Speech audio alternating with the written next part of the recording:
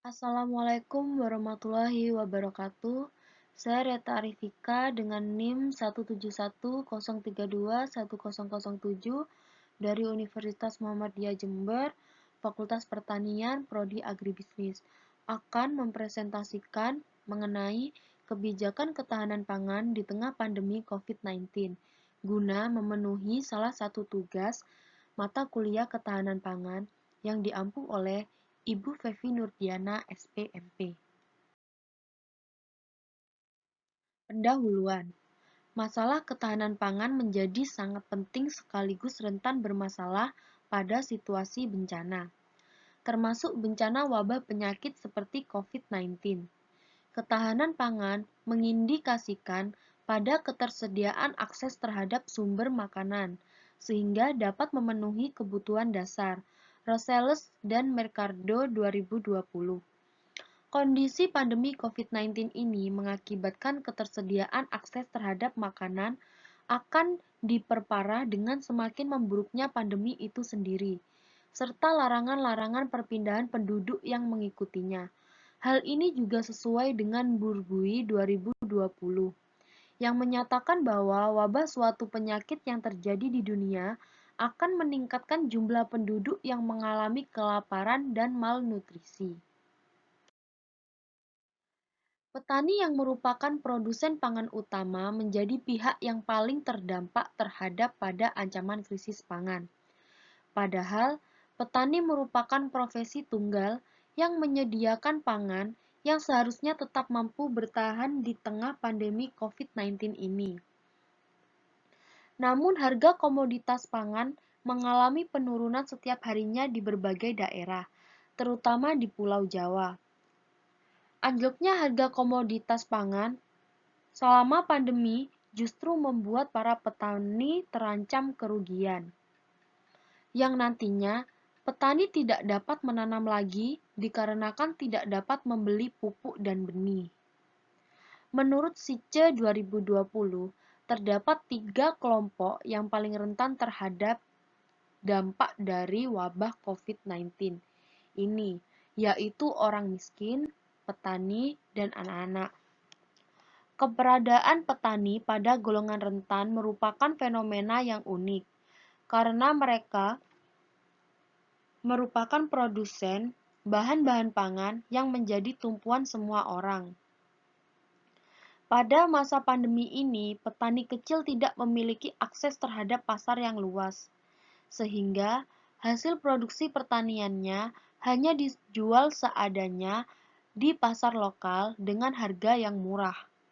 Selain itu, harga kebutuhan lain yang semakin meningkat termasuk harga bahan pertanian juga menambah kerentanan pada petani.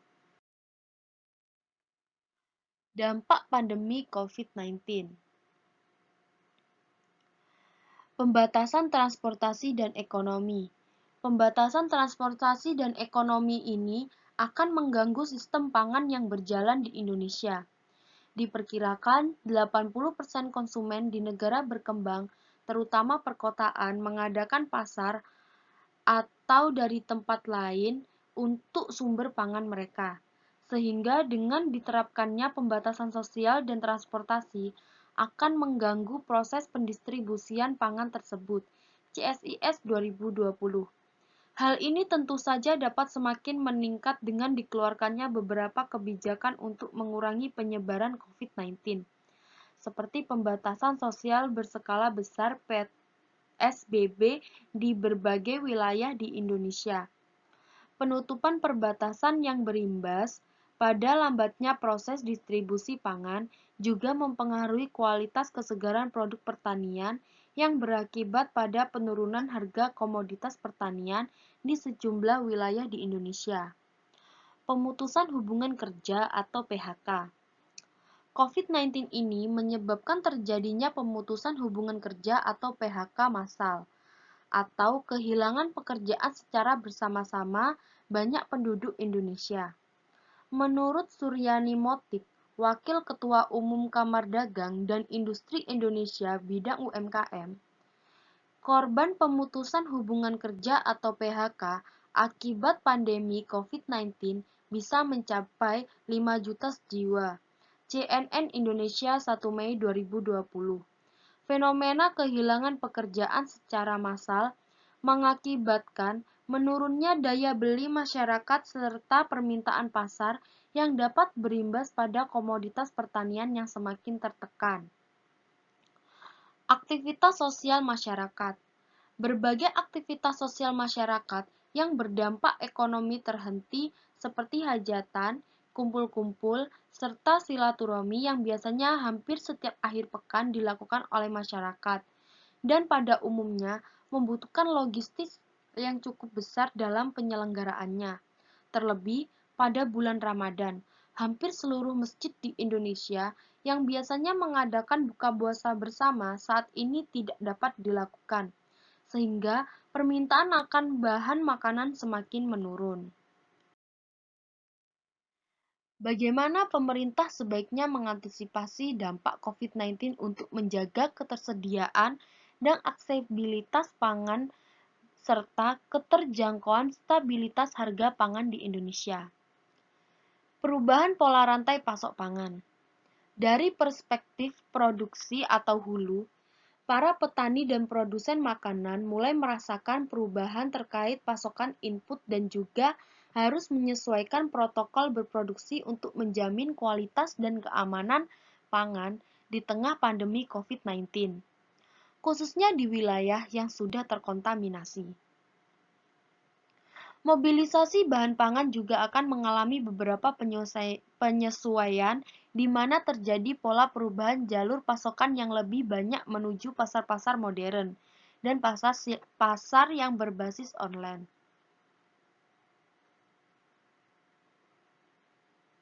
Sementara itu, dari sisi konsumsi, akibat diterapkannya sosial atau physical distancing atau pembatasan sosial berskala besar (PSBB) di beberapa wilayah, pola transaksi juga mulai berubah, yang ditunjukkan semakin meningkatnya transaksi yang menggunakan platform digital atau online. Kondisi inilah yang pada akhirnya membutuhkan penyesuaian strategi kebijakan terkait pangan di semua lini, produksi hingga konsumsi dan hulu hingga hilir, agar ketahanan pangan di Indonesia tetap terjaga. Meningkatkan fasilitas produksi dan konsumsi di sektor pangan. Produksi dalam negeri menjadi tumpuan utama bagi setiap negara saat ini, termasuk Indonesia. Fasilitas produksi seperti mesin dan peralatan pertanian, subsidi pupuk dan benih, serta fasilitas pendukung produksi lainnya perlu menjadi prioritas bagi peningkatan produksi dalam negeri. Hal ini urgent untuk direalisasikan mengingat 93% mayoritas petani di Indonesia FAO 2018 adalah petani kecil atau smallholder farmers. Fasilitas dan bantuan sangat dibutuhkan agar mereka terbantu untuk meningkatkan kinerja produksinya. Dalam situasi pandemi saat ini, selain fasilitas atau bantuan yang telah disebutkan di atas, diperlukan juga protokol produksi yang dapat menjamin kualitas dan keamanan pangan yang terbebas dari COVID-19. Oleh karena itu, perlu ada pengawasan yang dapat dilakukan oleh Kementerian Pertanian dan Dinas Pertanian untuk memastikan fasilitas dan bantuan dapat tersalurkan dengan baik disertai dengan sosialisasi protokol produksi yang aman dan terbebas dari bahaya penyebaran COVID-19. Ketersediaan dan stabilitas harga pangan di tengah pandemi COVID-19. Di Indonesia, jika melihat dari data inflasi bulanan atau month on month atau MOM, inflasi barang bergejolak, volatile food inflation, yang didominasi bahan pangan, juga menunjukkan tren yang serupa. Meskipun begitu, pemerintah perlu tetap mewaspadai kemungkinan kenaikan harga bahan pangan, khususnya menjelang Hari Raya Idul Fitri pada bulan Mei 2020 nanti. Data dari Pusat 5 Informasi Harga Pangan Strategis atau PIHPS nasional saja telah menunjukkan peningkatan rata-rata harga beras sebesar 0,8% selama periode Januari sampai Maret 2020. Maka dari itu, sebagai langkah antisipatif kenaikan harga pangan di Indonesia, pemerintah perlu menjalankan strategi kebijakan pangan di semua lini secara simultan. Optimasi distribusi pangan dan pentingnya protokol logistik.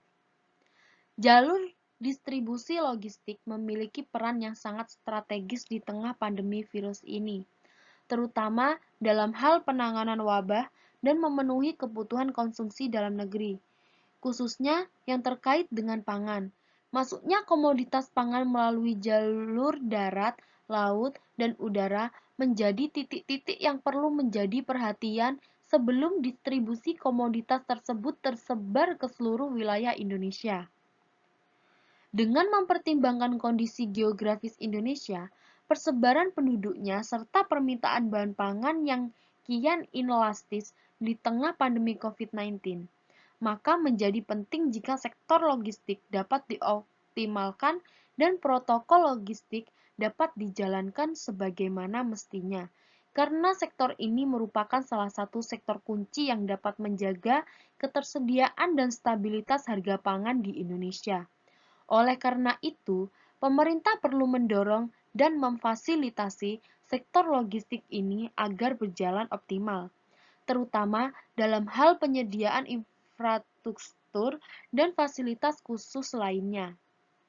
Insentif untuk sektor logistik dalam rantai pasok pangan perlu menjadi prioritas agar distribusi pangan terjamin, serta ketersediaan dan stabilitas harga pangan tetap terjaga. Jika tidak ada insentif sama sekali dan tidak ada protokol logistik yang jelas, bukan tidak mungkin juga distribusi pangan bukannya mendukung penyelesaian dampak akibat COVID-19, akan tetapi malah menjadi salah satu jalan bagi virus untuk menyebar dari satu titik ke titik yang lain. Sekian presentasi dari saya. Semoga materi yang saya sampaikan bermanfaat bagi semua orang yang mendengarkan. Terima kasih.